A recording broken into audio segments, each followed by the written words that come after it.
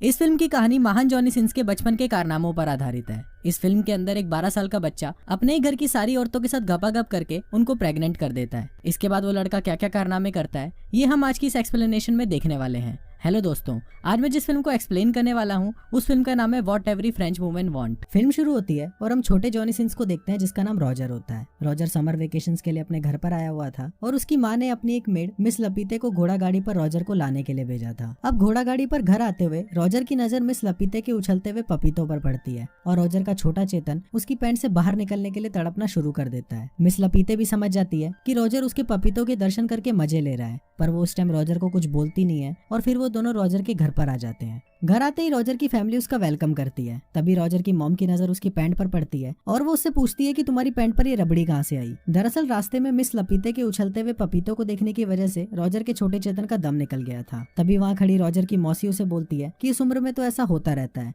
और वो अपने हाथों से रॉजर की रबड़ी को साफ करने लगती है। इसके बाद वहाँ रॉजर अपनी छोटी बहन से मिलता है जिसका नाम बर्था होता है। फिर बर्था रॉजर को जंगल में घुमाने के लिए लेके जाती है और वहाँ पर रॉजर की मुलाकात मिस लपीते से होती है। बातें करते हुए मिस लपीते को अचानक जोर से सुसु आ जाती है और वो रॉजर के सामने ही अपनी स्कर्ट ऊपर करके पेड़ों को पानी देने लगती है। रॉजर ये सब देखकर सोचने लगता है कि उसे इस उम्र में क्या क्या देखना पड़ रहा है और इसके बाद रॉजर वहाँ से चला जाता है। रॉजर जंगल में अकेला घूम रहा होता है पर तभी रॉजर का पैर फिसलता है और वो झाड़ियों में आकर गिर जाता है। वहाँ पर रॉजर को किसी लड़की की हंसने की आवाज सुनाई देती है। रॉजर देखता है कि वहाँ उसकी घर की एक मेड उर्सुला किसी आदमी के साथ दबा के संभोग कर रही है। तभी उर्सुला की नजर रॉजर पर पड़ती है और वो उसको देखकर हंसने लगती है। रॉजर ये सब देखकर डर जाता है और वहाँ से अपने घर भाग जाता है। रात को रॉजर अपनी फैमिली के साथ डिनर करता है और डिनर करने के बाद वो अपने कमरे में सोने चला जाता है। रॉजर सोने ही वाला होता है पर तभी उसे अपने कमरे के बाहर बर्तनों के खड़खड़ाने की आवाज सुनाई देती है। रॉजर जब बाहर झांक कर देखता है तो उसकी फटकर हाथ में आ जाती है। रॉजर देखता है कि उसकी एक नौकरानी हेलन एक दरवाजे से आधी बार निकली हुई थी और कोई ठोकुमल उसका पीछे से ही गेम बजा रहा था। टपा टप करने के बाद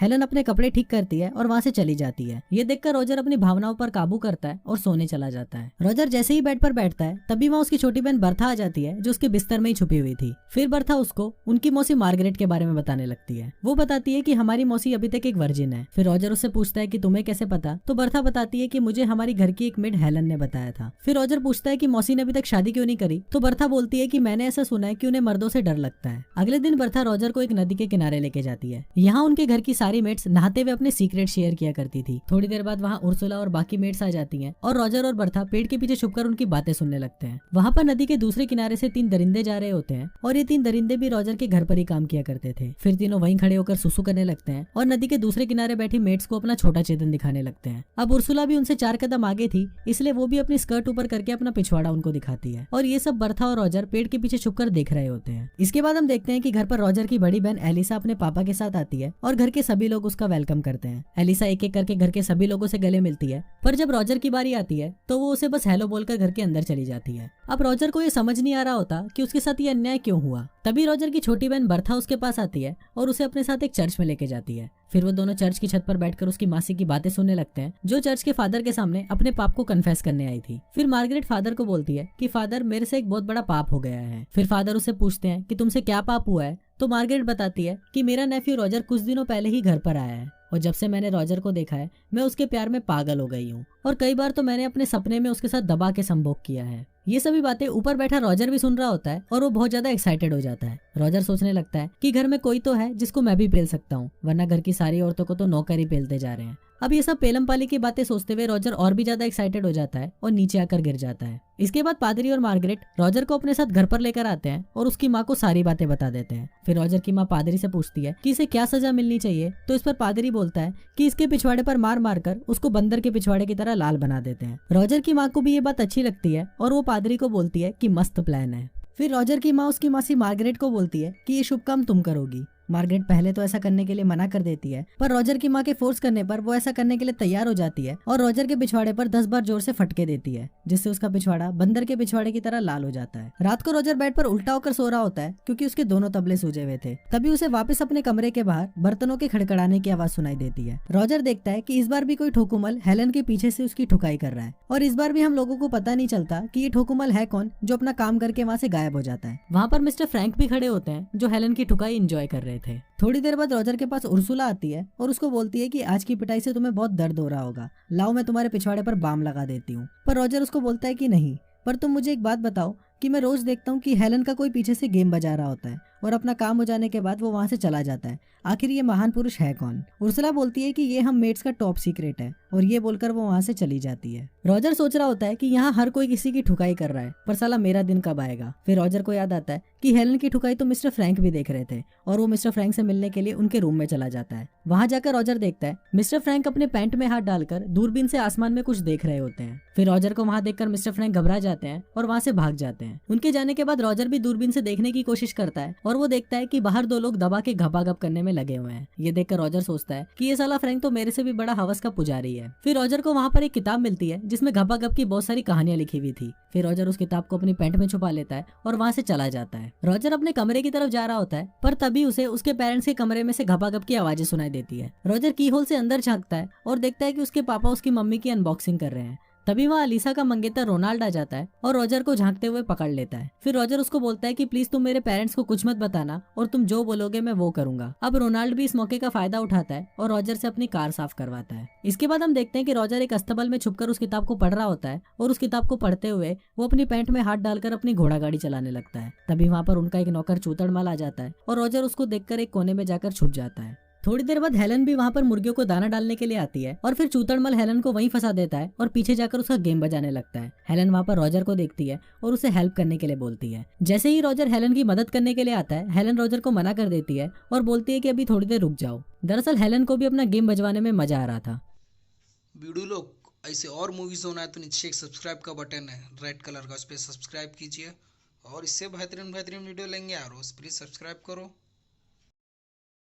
फिर रॉजर बाहर देखने के लिए जाता है कि आखिर क्या हो रहा है, पर तब तक चूतड़मल हेलन का गेम बजा चुका था। इसके बाद रॉजर अपने घर के अंदर आता है। वहाँ पर उसकी बड़ी बहन एलिसा और उसका मंगेतर रोनाल्ड बैठे होते हैं। फिर रोनाल्ड रॉजर को देखकर बोलता है कि मेरे जूते बहुत गंदे हो गए हैं और तुम इसे अच्छे से साफ कर दो, पर रॉजर उसे ऐसा करने से मना कर देता है। अब इससे रोनाल्ड गुस्सा हो जाता है और रॉजर की मॉम को उस रात की सारी बातें बता देता है। रॉजर की मॉम ये बात सुनकर बहुत गुस्सा हो जाती है और वो बोलती है कि मेरी दोनों बेटियां बहुत ही अच्छी हैं और मैंने उन्हें अच्छे संस्कार दिए हैं, पर ये सारा ठरकी पता नहीं कहाँ से पैदा हो गया। फिर रॉजर की मॉम रॉजर को घर से बाहर जाने के लिए बोलती है, और बाहर जाने से पहले रॉजर मियां खलीफा की अनसुनी कहानियों की किताब अपनी बहन की किताब से एक्सचेंज कर देता है। फिर रॉजर बाहर छुपकर अपनी बहन को वो घपाघप की किताब पढ़ते हुए देखता है। रॉजर देखता है कि मेलिसा को भी उस किताब को पढ़कर चरम सुख की प्राप्ति मिल रही होती है। अब रॉजर के मन में घपाघप करने की इतनी तेज चुल मचती है कि अगर रॉजर को अभी घपाघप नहीं मिला तो उसका छोटा चेतन उसकी पैंट में ही फांसी लगा लेगा। फिर रॉजर अपनी चुल शांत करने के लिए सीधा उर्सुला के पास जाता है, जो किचन में काम कर रही होती है। रॉजर किसी भूखे नंगे भेड़िए की तरह सीधा उर्सुला पर टूट पड़ता है, पर उर्सुला को लगता है कि घर के किसी नौकर ने उसको पकड़ा है,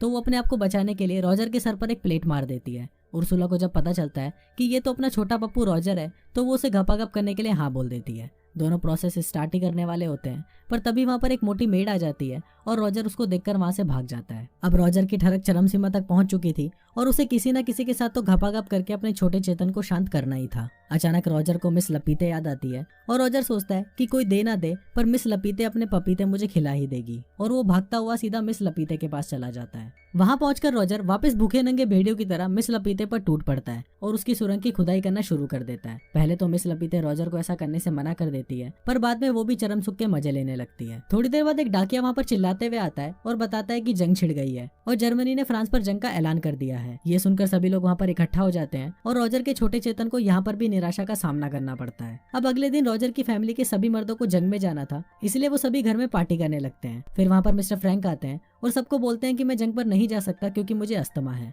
रॉजर को जब ये पता चलता है कि घर के सारे मर्द जंग पर जाने वाले हैं और सारी औरतें घर पर अकेली रहेंगी, तो वो ये सोचकर खुशी के मारे नाचने लगता है। अब फ्रांस में एक रिवाज होता है कि जब भी घर के मर्द जंग पर जाते हैं तो एक रात पहले सभी मर्द अपनी वाइफ के साथ जंगल में जाकर घपाघप करते हैं। अब आज रात को भी सभी मर्द अपनी वाइफ के साथ जंगल में जाकर घपाघप करने लगते हैं और वहाँ रॉजर इन सबको देखकर सोच रहा होता है कि बेटा जितना बजाना है बजा लो, पर कल से इन सभी का बैंड तो मैं ही बजाऊंगा। अगले दिन घर के सारे मर्द जंग पर चले जाते हैं और उनके जाते ही रॉजर सबसे पहले उर्सुला के पास जाता है और उसके साथ दबा के संभोग करता है। अगले दिन बर्था रॉजर को बोलती है कि हमारी माँ पादरी के सामने कुछ कन्फेस करने वाली है, तो हम जाकर देखते हैं कि उन्होंने क्या पाप किया है।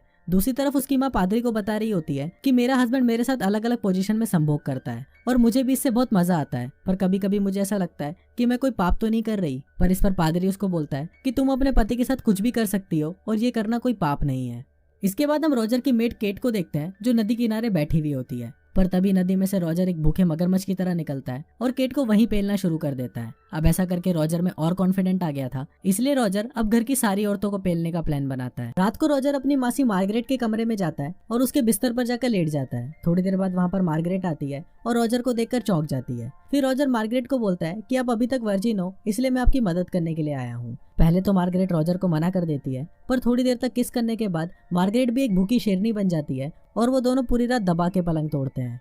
थोड़ी देर बाद वहाँ पर हेलन चाय लेकर आती है, पर इस बार उसे दरवाजे के अंदर खींचकर उसका गेम बजाने वाला कोई भी नहीं था, क्योंकि घर के सारे मर्द जंग पर गए हुए थे। फिर हेलन रॉजर के कमरे के अंदर आकर उसे चाय देती है। फिर चाय देकर हेलन जैसे ही वहाँ से जा रही होती है, अचानक रॉजर उसे पीछे से पकड़ लेता है और उसका गेम बजाना शुरू कर देता है। अगले दिन रॉजर अपनी बड़ी बहन अलीसा को देखता है जो अस्तबल में जा रही होती है। फिर रॉजर भी उसके पीछे जाने लगता है और वहाँ जाकर वो देखता है कि अलीसा घोड़ों को घास डाल रही होती है। रॉजर लपक कर अलीसा पर टूट पड़ता है और उसके साथ घपाघप करना शुरू कर देता है। पहले तो अलीसा रॉजर को मना कर देती है, पर थोड़ी देर बाद अलीसा को भी मजा आने लगता है और वो दोनों दबा के घपाघप करते हैं। अब तो रॉजर की मौज हो गई थी, क्योंकि घर की सारी औरतें एक एक करके रॉजर के पास आती थी और अपना गेम बजवा कर जाती थी, और कभी कभी तो रॉजर एक साथ 3-3 मेट्स को भी पेल देता था। एक दिन घपाघप करने के बाद एलिसा रॉजर को बोलती है कि वो प्रेग्नेंट है, और ये सुनकर रॉजर की फटकर हाथ में आ जाती है। तभी रॉजर देखता है कि युद्ध खत्म हो चुका है और सभी मर्दों की घर वापसी हो रही है। रॉजर घर में बैठ के सोच रहा होता है कि इससे जान कैसे छुड़वाऊं, पर तभी वहाँ पर उर्सुला आ जाती है और वो रॉजर को बोलती है कि वो भी प्रेग्नेंट है।